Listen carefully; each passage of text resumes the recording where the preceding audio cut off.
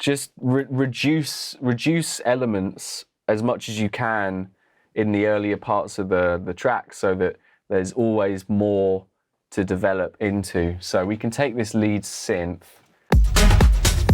That's cool, but these next two notes I'm not sure about.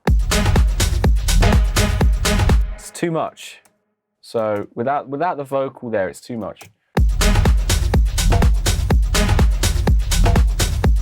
There we go.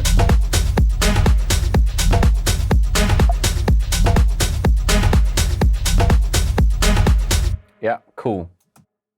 Let's have that going over this section as well here.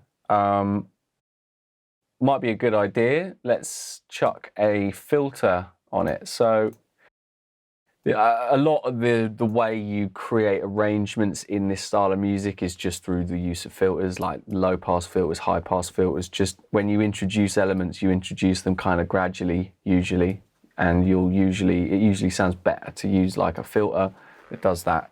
I chuck mine on 24 dB per octave, which means it's kind of tight.